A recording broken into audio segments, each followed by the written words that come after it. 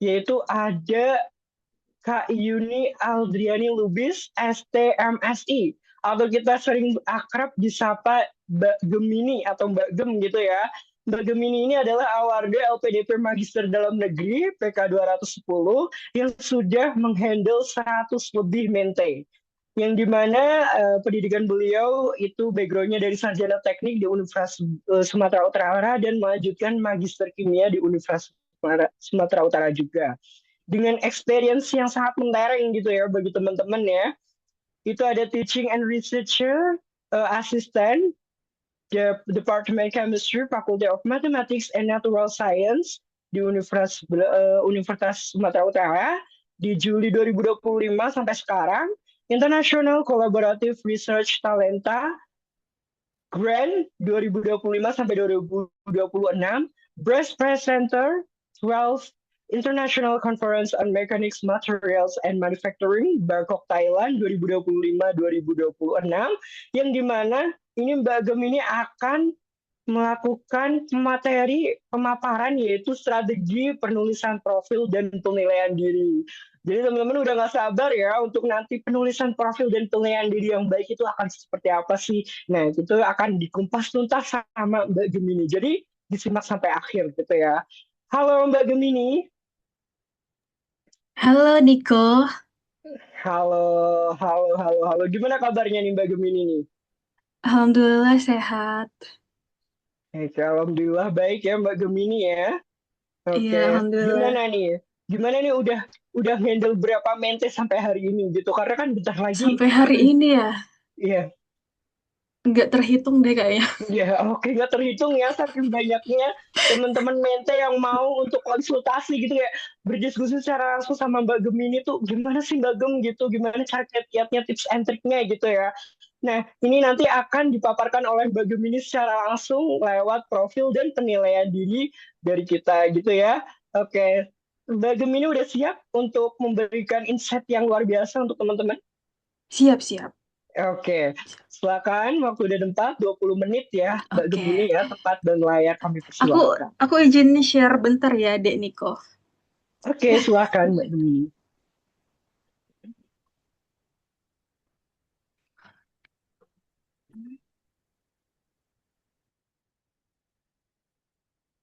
Kelihatan nggak, teman-teman?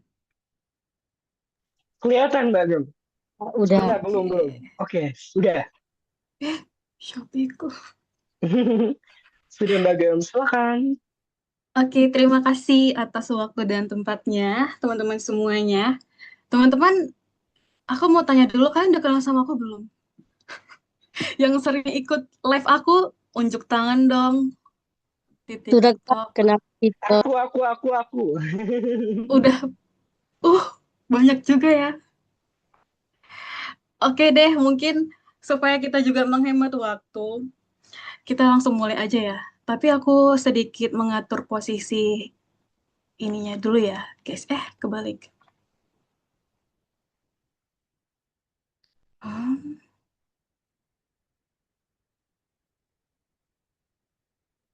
oke, sebentar. Oke, gini. Oke, Assalamualaikum warahmatullahi wabarakatuh. Selamat siang, teman-teman semuanya. Waalaikumsalam warahmatullahi wabarakatuh. Selamat siang Mbak Gem. Siang hari ini kita akan diskusi tentang cara menyusun biodata dan penilaian diri. Kebetulan aku diamanahkan oleh teman-teman Aksi Project untuk membawakan materi ini. Dan selama aku jadi pemateri, sebenarnya aku baru pertama kali untuk membawakan materi ini ya. Biasanya aku tuh bagian esai terus sih rata-rata sama bagian-bagian TBS dulunya, tapi penalaran verbal dulunya kayak gitu. Oke, aku dari USU guys. Kalau misalnya ada yang alumni USU boleh deng kita ngopi. Dari PK 210 aku alumni beasiswa dari reguler umum. Tapi sekarang namanya udah umum bukan reguler lagi ya teman-teman ya. Oke, jadi untuk biodata LPDP itu ada beberapa hal yang ingin aku sampaikan kepada kalian. trik untuk memasukkan itu, pertama sekali kan harus filter dulu ya, jangan semua data itu dimasukkan ke dalam akun LPDP, karena kalau misalnya bagi teman-teman yang aktivis banget, itu banyak banget data-data yang sebenarnya nggak relevan, tapi kalian itu masukin, tapi bukan begitu sih caranya. Yang penting kalian itu pilihnya yang relevan dan sesuai dengan rencana kontribusi. Kemudian kalau misalnya teman-teman nggak punya publikasi atau workshop atau prestasi, usahakan jangan kosong. Caranya bagaimana? Nanti kita bahas lebih lanjut. Kemudian kalau misalnya teman-teman punya pekerjaan yang sangat banyak ataupun cuma satu, usahakan diisi dengan jujur, transparan, dan memiliki institusi baik dari segi formal dan juga informal. Oke, nah kita langsung masuk aja ya. Karena karena aku mulai dari awal sih teman-teman ya. Sekedar tips aja buat teman-teman yang akan mengisi biodata, teman-teman harus siapkan Word-nya dulu supaya nanti teman-teman tinggal kopas ya. Ini mungkin teman-teman sudah biasa untuk masuk ke pendaftaran LPDP itu teman-teman harus masuk dari pelengkapan profil diri dulu dan CV sebelum mendaftar. Kemudian baru klik daftar sekarang untuk beasiswa magister dan doktoralnya atau beasiswa spesialisnya kayak gitu. Tapi mungkin aku mulai dari biodata dulu ya, sesuai dengan step by step-nya. Nah ini, kalau untuk data ini sudah familiar banget seperti ini tampilannya, tapi aku sedikit mengingatkan untuk informasi pribadi seperti ini, itu tuh dulu di live aku sering terjadi kekurang telitian terhadap jenis kelamin ya teman-teman ya. Jadi jangan sampai salah, jangan buru-buru, kan harus teliti. Jangan sampai panelis LPDP nantinya akan mention kok jenis kelaminnya berbeda kayak gitu. Kemudian status juga jangan salah. Ini kalau untuk yang afirmasi aku rasa karena aku bukan afirmasi ya guys ya, jadi aku nggak daftar status DTSN. Kalau untuk afirmasi silakan kalian daftar status DTSN-nya. Kemudian untuk kontak ini juga sudah biasa. Yang sebelah sini nantinya akan teman-teman isi kontak dari keluarga kalian sendiri atau orang terdekat kalian kayak gitu. Kalau misal yang untuk telepon rumah, kalau misalnya kosong tidak perlu diisi. Oke, kemudian untuk pekerjaan, teman-teman kalau misalnya fresh graduate silakan pilih fresh graduate. Kalau misalnya teman-teman pekerjaannya itu tidak tetap atau kata lainnya adalah freelance, teman-teman bisa isi lainnya. Aku ngambil beberapa contoh ini guys. Jadi ini tampilannya. Ada dokter, aku ngambil dokter non PNS, dosen, kemudian jaksa, fresh graduate sama lainnya. Jadi teman-teman bisa ya ngelihat perbedaannya. Ada beberapa kategori-kategori yang harus diisi secara berbeda. Dan kalau misalnya untuk fresh graduate sama freelance atau jenis-jenis lainnya yang tidak ada di dalam list LPDP pada saat itu jenis pekerjaannya, teman-teman bisa isi lainnya. Nah, untuk itu nggak perlu ngisi data yang lain. Tapi kalau misalnya sejenis ini, datanya sangat banyak yang perlu diisi. Oke, kemudian kita lanjut ke alamat dan sosial media. Dulunya aku tuh isi sosial medianya cuman IG doang. Aku juga sebenarnya punya Facebook sama Twitter, tapi aku nggak masukin karena nggak aktif di sana. Kayak gitu. Tapi kalau misalnya kalian cukup aktif di situ, boleh masukin datanya. Kemudian untuk alamat, ini sesuai KTP lah ya. Pendidikan terakhir ini juga aku cukup memberikan perhatian juga dan mengingatkan kepada teman-teman juga untuk nomor ijazah ini nanti akan kita bahas di slide berikutnya.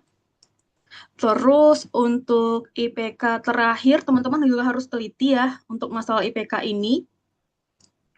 Kenapa? Karena rata-rata dari yang aku terima waktu itu masa sanggah dan yang lain-lain ketika ada laporan ke aku itu tuh sering banget banyak peserta atau kandidat pelamar beasiswa LPDP itu yang salah di sini. Kalau teman-teman itu tidak pernah melakukan pendidikan profesi, jadi teman-teman tidak perlu isi. Tapi kalau misalnya teman-teman melakukannya silakan isi dalam konteks teman-teman sudah lulus. Kayak gitu. Jadi kalau misalnya belum lulus dari pendidikan profesinya tidak perlu diisi. Gitu ya guys ya. Coba ini aku udah lingkarin-lingkarin. Kemudian buat yang luar negeri aku juga udah sempat dikotakin merah gini guys. Harus dikonversi dulu ke link konversi IPK luar negeri. Nanti kalian klik aja di akun LPDP-nya. Oke, nah ini yang tadi yang cek nomor ijazah. Nah, untuk cek nomor ijazah, ijazah ini sering banget aku temukan ya, kebingungan para pelamar LPDP dan sering banget di DM TikTokku itu nanyain nomor ijazah yang mana gitu. Jadi aku sekaligus aja ngasih tahu ke teman-teman untuk ijazah yang kondisinya sudah elektronik itu tuh bisa lihat dari sini ya. Boleh di SS juga. Dari sini sebelah kiri. Kalau yang masih dalam bentuk hard copy sebelah kanan atas yang Universitas Negeri Malang ini guys, ini sebenarnya aku ambil dari website punya orang yang ada di luar, makanya aku tutupin aja datanya. Kemudian untuk ijazah SMP bagi yang teman-teman itu dari daerah Firmasi atau yang putra-putri Papua mana tahu mau pakai juga ijazah SMP itu letak posisinya ada di bawah ya guys ya. Kemudian untuk ijazah SMA di bawah juga. Kalau nggak salah untuk SD juga di bawah. Tapi karena nggak muat, jadinya aku nggak masukin. Oke, clear ya. Kemudian untuk data ini, data ayah, ibu, dan pasangan, teman-teman isi sesuai kondisi yang asli kayak gitu. Ya gini aku nggak perlu jelasin lah ya. Kemudian untuk riwayat pendidikan, teman-teman. Nah ini, pendidikan itu dari mulai ini ya, aku mungkin kasih tahu ke teman-teman, pendidikan itu dari mulai yang tertinggi ke kecil. Jadi kalau aku kan rencananya mau S3 kayak gitu. Jadi posisinya adalah aku ambil di S2, S1 sama SMA aja juga boleh kayak gitu. Tapi kalau misalnya aku mau ambil semuanya, S2, S1, SMA, SMP sampai SD itu juga boleh. Cuman kan kadang-kadang terlalu memakan banyak waktu untuk kita mengisi di dalam akun LPDP. Jadi kalau aku misalnya ambil S2, S1 sama SMA aja boleh dong ya. Atau S1, S2 sama S1-nya juga boleh. Karena beberapa teman-teman aku yang UWARDI juga skip SMA sampai SD-nya juga lolos kok. Oke. Kemudian riwayat pekerjaan dan pengalaman organisasi pendidikan. Jadi sekarang pengalaman organisasi itu dibedakan ya. Kalau dulu kan digabung ya. Pengalaman organisasi pendidikan ada SMP, ada SMA sama perguruan tinggi. Sedangkan untuk yang di luar berarti di luar kampus. Nah, ini riwayat pekerjaan kalian isi sesuai dengan kondisi, tapi kalau misalnya aku mention lagi, ingatin lagi, kalau misalnya teman-teman punya banyak pekerjaan yang tidak relevan, usahakan filter, masukkan pekerjaan yang relevan. Karena kalau misalnya dimasukin semua, nggak efektif juga. Maksudnya kayak nambah-nambahin celah bagi panelis untuk nanya, kenapa sih kerjaan kalian itu berbeda dengan apa yang akan kalian kontribusikan kayak gitu. Jadi usahakan sejalan aja. Meskipun kalian misalnya punya pekerjaan 10, punya side job yang sangat banyak, usahakan yang relevan aja, yang sesuai dengan peran akhir nantinya. Kemudian untuk pengalaman organisasi, sorry ya guys, ini aku belum sempat perbaiki. Jadi kalau untuk periodenya ini kan harusnya 2020-an gitu misalnya.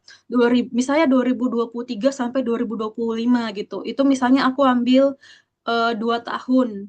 Atau bahkan kalau misalnya cuman kalian ikut organisasinya cuman 2 bulan aja, range waktunya adalah misalnya 2025 sampai 2025. Jadi tidak ada penulisan 11 bulan kayak gini ya. Ini aku belum perbaiki guys. Oke ya, kalau organisasi juga aku ingetin sekali lagi cari yang relevan, yang atau bolehlah yang menunjukkan leadership, kepemimpinan atau skill-skill self development kayak gitu. Kemudian ini yang aku ceritakan tadi, pengalaman organisasi di luar ataupun sosial, itu kalian bisa masukkan data-data yang setidaknya relevan juga yang sifatnya kebeasiswaan, kalau misalnya kalian akan berkecimpung di dunia akademik dan bidang-bidang lainnya, itu aku rasa masih sama ya. Karena kan kalian juga akan mencoba beasiswa LPDP. Kalau masih organisasi beasiswa juga masih aman. Organisasi yang untuk kepakaran juga masih bisa. Atau pengalaman volunteer juga masih bisa. Oke ya guys ya, ini yang tadi aku sebutkan, ini aku udah sempat perbaiki sih, tapi satu satu aja sih contohnya yang aku masukin. Ini aku misalnya range waktunya 1 tahun, makanya aku buat 2024 sampai 2025, kayak gitu. Oke, kemudian untuk prestasi yang diunggulkan, untuk prestasi yang diunggulkan ini tidak ada batasan dari mulai kapan kalian akan memasukkannya, bisa dari SD, SMP, SMA, sampai kuliah kayak gitu. Kebetulan karena aku nggak masukin semuanya juga dan urutannya juga tidak sesuai, aku tutupin yang tahunnya. Takutnya nanti dicontoh pula tahun yang tidak berurutan kayak gitu. Nah, ini lomba cerdas cermat kan. Jadi posisinya prestasi yang diunggulkan itu adalah posisi di mana kalian mendapatkan juara ya, guys. Bukan bukan penghargaan. Jadi prestasi sama penghargaan itu berbeda. Kayak gini. Kalau yang ini aku bikin nol karena posisinya aku finalis. Gitu guys. Karena namanya lomba aku bikin nol gitu. Kalau yang ini yang tingkat sekolah aku juara 3, aku bikin kayak gini. Oke, kalau misalnya ada sertifikatnya kalian harus input ya sebagai buktinya. Oke, untuk kemampuan bahasa asing kalian masukkan.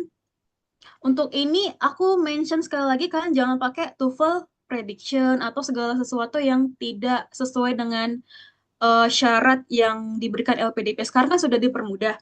Ada TOEFL yang dari institusi pendidikan, dari kampus, itu juga bisa.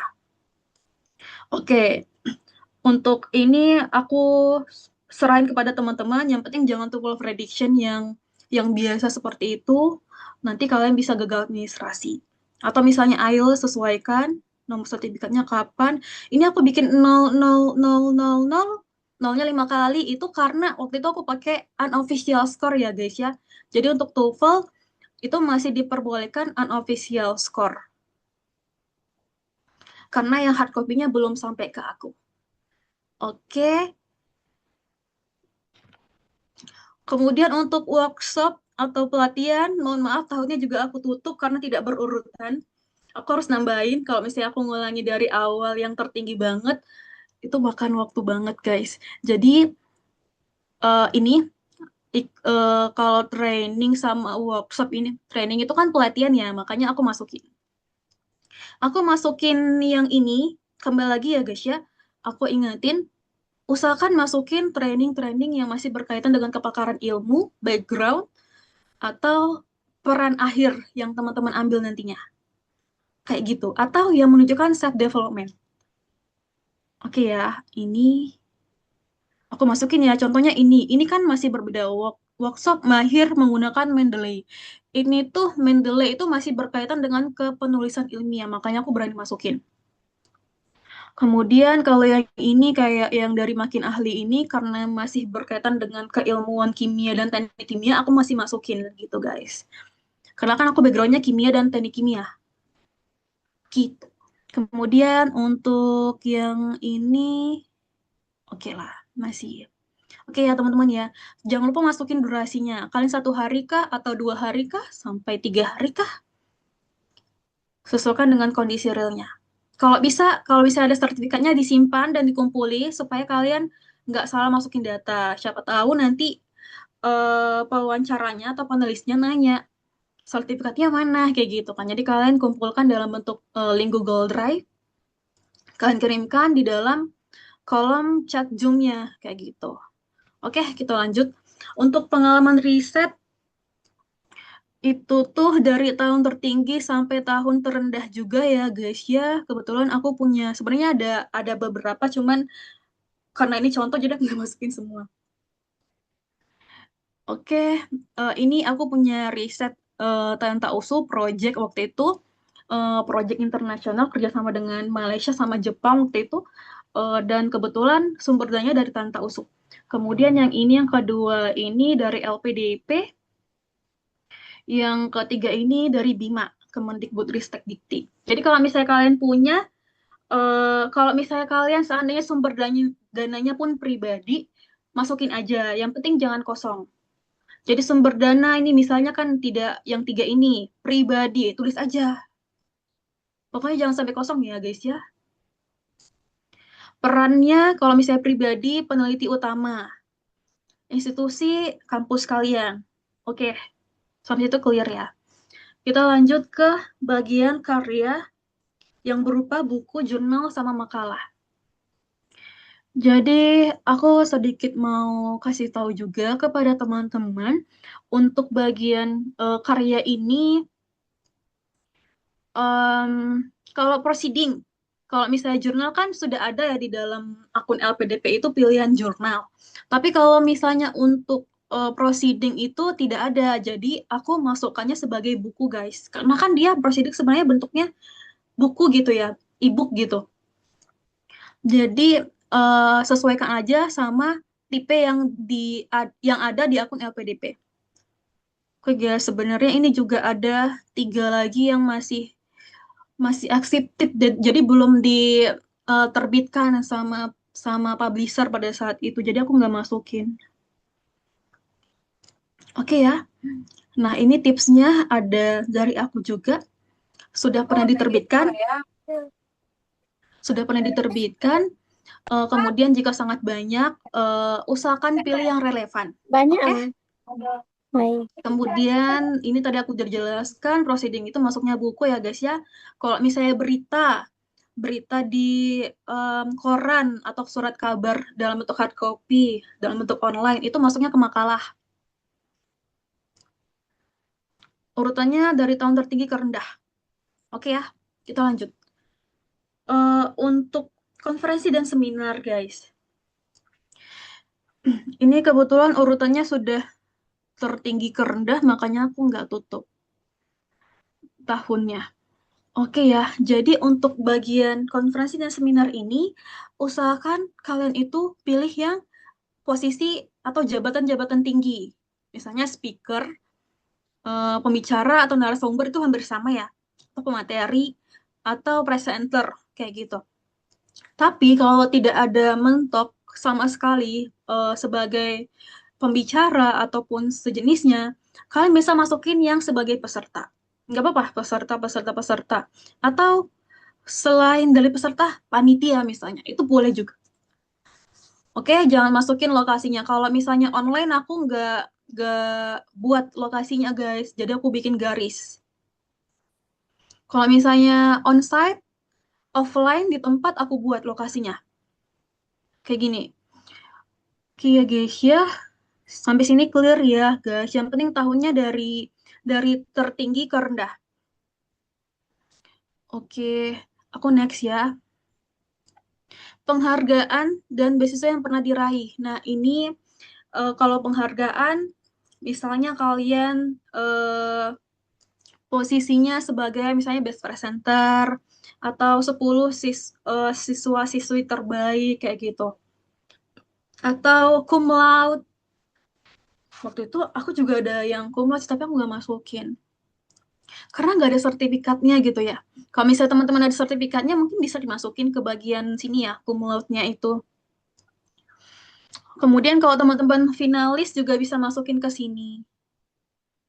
Ke sini juga termasuk. Tapi kalau misalnya dalam bentuk lomba, ini pun juga dalam bentuk lomba sih sebenarnya guys. Ini aku salah masukin kayaknya deh. Oke, yang ini dua ini, yang urutan 2 dan 3. Ini harusnya aku masukin ke lomba. Aku bikin 0 dianya.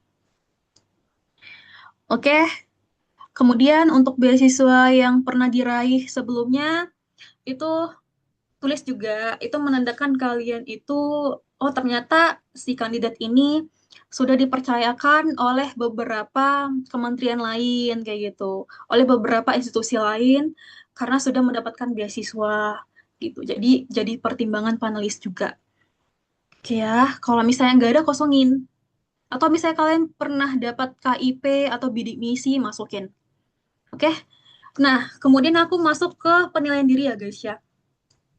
Jadi untuk menceritakan penilaian diri ini kan ada beberapa pertanyaan yang cukup membuat cukup memakan waktu jika teman-teman ngetik gitu ya. Jadi ada beberapa metode yang bisa aku kasih ke kalian. Yang pertama adalah metode STAR dan yang kedua itu adalah metode SMART. Tapi kebanyakan aku pakai metode STAR. Metode STAR itu udah tahu ya, situation, task, action, dan result. Situationnya itu contohnya seperti ini. Menjadi ketua panitia seminar nasional dengan jumlah peserta yang melebihi target. Kemudian tes memastikan acara berjalan lancar meskipun anggaran terbatas dan waktu persiapan hanya 1 bulan. Kemudian action menyusun pembagian bla bla bla sampai result. Ini tuh hasilnya, dampaknya bagaimana. Seminar diikuti lebih dari 500 peserta, memperoleh sponsor tambahan sampai mendapatkan tingkat kepuasan peserta sebesar 95%. Ngeri ya untuk metode STAR, aku rasa udah biasa. Kemudian untuk metode SMART, ini tuh biasanya untuk menyusun tujuan atau rencana secara jelas, realistis, dan juga terukur. Metode ini juga ngebantu kalian bahwa target yang ditetapkan itu punya arah yang jelas dan dapat dicapai. S-nya itu spesifik, M-nya measurable, achievable, kemudian relevan. Contohnya itu S-nya saya ingin meningkatkan kemampuan kepemimpinan dan manajemen proyek. Measurable, saya menargetkan menjadi koordinator pada minimal satu organisasi mahasiswa sampai pengabdian masyarakat. A-nya itu target ini realistis, bla bla bla, memiliki pengalaman mengelola kegiatan mahasiswa. Kemudian yang terakhir adalah R, kemampuan kepemimpinan yang sangat penting untuk mendukung cita-cita saya menjadi pemimpin program riset yang berdampak bagi masyarakat. Yang terakhirnya ini aku lupa. T-nya ya guys ya.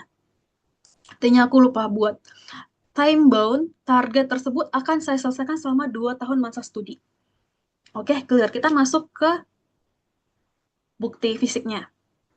Nah, jadi sekarang itu kan sudah diganti ya, PS bukan lagi seperti esai yang sebelumnya kan 2 yang di batch 1 ya. Sekarang sudah kembali lagi ke mode yang lama. Jadi ditanya, kekuatan atau kelebihan diri kalian seperti apa? Kemudian kekurangan sama kelemahan kalian itu seperti apa?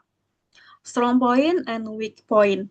Nah, kalau dulu itu aku masukkannya 3. Kalau nggak salah di sini meskipun tidak ada batas jumlah karakternya, setelah semalam aku coba lagi, hitung-hitung sekaligus ngisi data untuk pendaftaran S3 waktu itu kan, jadi aku coba diperpanjang lagi dari kalimat-kalimat yang aku sudah tulis ini, ketik ini, itu tuh ternyata masih 250 karakter guys, paling tinggi.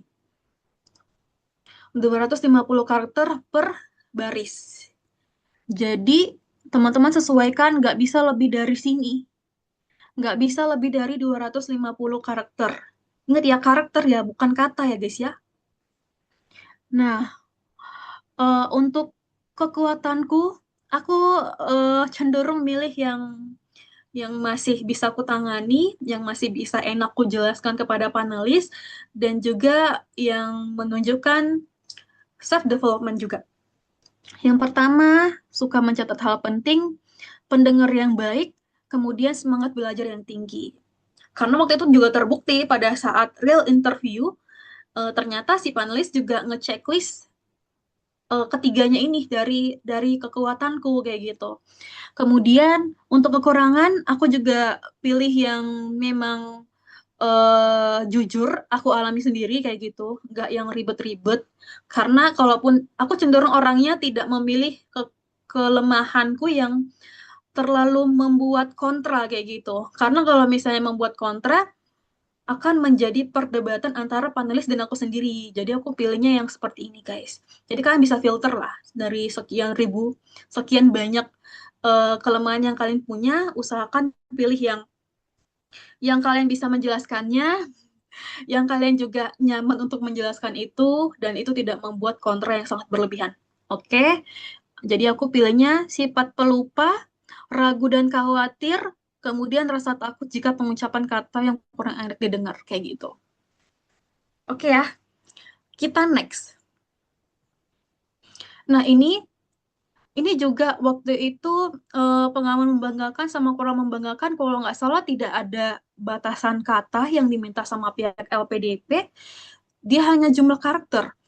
Tapi juga setahu aku tidak ada batasan jumlah karakter juga karena waktu itu aku coba juga panjang-panjangin kan, aku kopas-kopasin sampai dia panjang, tidak ada jumlah. Jadi sepanjang apapun, insya Allah masih diterima lah sama pihak LPDP. Kayak gitu. Tapi kalau misalnya ada kesalahan aku berbicara seperti ini, guys, mohon dikoreksi nanti ya, ketika kita tanya jawab. Oke ya, pengalaman membanggakanku itu tentang ini, aku bisa maju dari masalah krisis keuangan. Intinya seperti itu. Dengan cara aku waktu itu membuka les privat, jadi aku datang ke rumah-rumah siswa, mengajarkan ke beberapa orang sehingga aku bisa menambah uang sampinganku kayak gitu. Karena aku juga nggak mau ngehandalin orang tuaku saja untuk membiayai aku. Minimal aku punya biaya saku sendiri kayak gitu. Intinya seperti itu guys. Dan ini metodenya aku gunakan metode STAR ya. Oke ya teman-teman ya. Nah ini kalian baca lah nanti atau di SS juga boleh. Kemudian untuk pengalaman kurang membanggakan ini itu aku pilih dalam konteks aku punya target tapi target itu tidak tercapai kayak gitu. Jadi aku ambil case. Jangan lupa kasus yang kita ceritakan adalah kasus yang benar-benar terjadi. Jangan bualan, jangan berbohong, jangan yang tidak nyata agar kalian tuh bisa gampang menjelaskannya. Karena pertanyaan panelis LPDP itu kadang-kadang eksplisit dan juga tidak langsung ngena ke akar masalah. Misalnya, apa sih pengalaman kurang membanggakan kalian? Nggak pernah biasanya nanya yang langsung kayak gitu sih, jarang-jarang gitu. Biasanya ditanyain, diselip-selipin dengan pertanyaan-pertanyaan dari psikolog, dibeda-bedain gitu kan. Tapi intinya tetap sama aja kayak gitu. Nah, ini aku ambil kasus kayak gini, jadi aku ceritakan lah bahwasanya aku punya target dapat nilai 80, ternyata aku cuma dapat nilai 75, guys. Kayak gitu. Jadi aku juga kasih tahu, eh aku pikirkan kendalanya, kemudian aku ulangi materi-materinya sampai aku mendapatkan nilai memuaskan seperti itu. Pakai metode STAR lagi. Tergantung kalian mau pakai metode STAR atau metode SMART. Bebas ya. Kita next ya. Kemudian hal terakhir yang diajarkan pada diri sendiri dan kesalahan pernah dilakukan. Nah, untuk hal terakhir yang diajarkan pada diri sendiri, waktu itu aku ambil kasus kematian almarhumah saudara aku. Jadi waktu itu ada sakit ini, saudaraku itu terkena ini ya, penyakit usus berbelit, intussusepsi kayak gitu. Jadi aku ngambil hikmah dari kejadian itu, apa yang harus aku lakukan, aku harus mulai makan sehat dan segala macam. Dan kejadian ini harus nyata, kalian alami kayak gitu, karena aku juga bikinnya nyata. Kemudian kesalahan apa yang pernah Anda lakukan selama bekerja? Aku bikin kayak gini. Nah, kalau ini kesalahan ini aku nggak secara langsung yang membuat posisiku jadi kayak downgrade gitu, nggak membuat aku sampai yang oh jelek banget nih kesalahannya kayak gitu, nggak sampai kayak gitu. Aku pilih yang di tengah-tengah, yang membuat aku nyaman berbicara kayak gitu, guys. Jadi aku cuman ngambil kasus ketua kelas punya jadwal mendadak kayak gitu. Mendadak karena dosennya memang minta kelas pengganti kayak gitu waktu S1. Dan akhirnya karena aku juga punya list-list kegiatan-kegiatan yang harus aku penuhi pada saat itu, eh, aku bilang di sini sehingga membuat saya panik dan menyudahi penelitian kayak gitu. Jadi aku posisinya sedang melakukan penelitian, tiba-tiba ada kelas pengganti yang diamanahkan oleh dosen. Nah, ini aku juga ceritakan rencana untuk menyelesaikan bagian-bagian penelitian saya pun sempat berantakan. Dalam hal ini, saya membuat kesalahan dalam manajemen waktu. Kayak gitu. Jadi konteksnya aku punya kesalahan manajemen waktu, guys, dari kasus atau situation yang aku ceritakan. Nah, aku kemudian inisiatif melakukan pencatatan jadwal di setiap pertemuan pada saat itu, sehingga pertemuan yang belum terlaksana dapat didata dengan jelas. Hasilnya, R-nya, result, saya dapat memprediksi hari-hari apa saja yang tidak berpotensi mendapat jadwal pengganti kuliah, sehingga dalam hari yang telah diprediksi itu saya dapat menyelesaikan bagian-bagian dan kegiatan penelitian yang telah saya rencanakan sebelumnya. Oke, kita next. Udah tadi ya. Nah, yang ini. Untuk tugas di luar ruang lingkup yang seharusnya sama pembeda dengan peserta lainnya, mungkin ini bagian slide yang terakhir ya, sebelum nanti akan masuk di pemateri kedua. Kalau untuk yang tugas di luar ruang lingkup yang seharusnya, itu tuh ada beda kasus. Dulu tuh banyak perbedaan pendapat ya. Tapi mostly aku punya pendapat sendiri. Jadi aku punya satu satu ini ya, satu tugas. Tugas itu sudah ku list apa saja kegiatannya, dan ternyata ada tugas baru lagi kayak gitu. Kayak gini ceritanya. Saya selalu membuat list untuk semua tugas yang akan saya lakukan setiap hari untuk menghindari kelupaan dalam mengerjakan tugas. Saya juga menyortir mana saja tugas yang akan diselesaikan lebih awal. Ketika ada tugas di luar list yang direncanakan, nah ini di luar ruang lingkup kan, berarti ketika ada tugas di luar list yang direncanakan, saya cenderung melakukan pekerjaan itu lebih awal berdasarkan tingkat wajib dan manfaat yang didapatkan. Sebagai contoh kasus yang pernah saya alami, saya sudah membuat list rencana tugas yang dilakukan hari ini, tetapi dosen di kelas memberikan tugas untuk dikumpulkan 1 minggu berikutnya.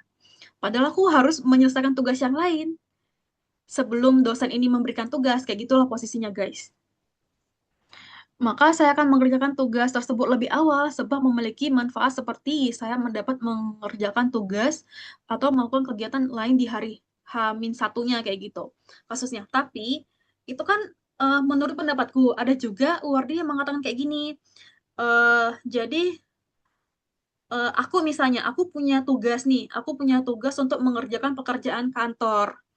Pekerjaan kantor itu adalah membuat laporan penelitian misalnya kan, ternyata di sisi lain ada tugas untuk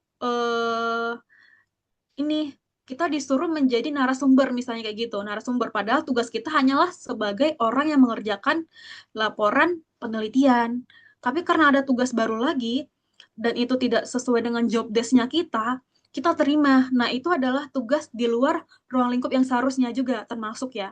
Atau misalnya kalian juga bisa posisikan diri sebagai kalian tidak bisa menyanyi, tapi kalian dipaksa harus menyanyi. Kondisi memaksa kalian harus menyanyi dalam kondisi itu. Nah, itu juga termasuk tugas di luar ruang lingkup yang seharusnya kayak gitu. Jadi beda-beda pendapat, guys. Oke, sampai situ. Kemudian yang terakhir, mungkin hal yang membedakan Anda dengan peserta lainnya. Nah, ini kalau leadership itu udah biasa. Leadership udah biasa.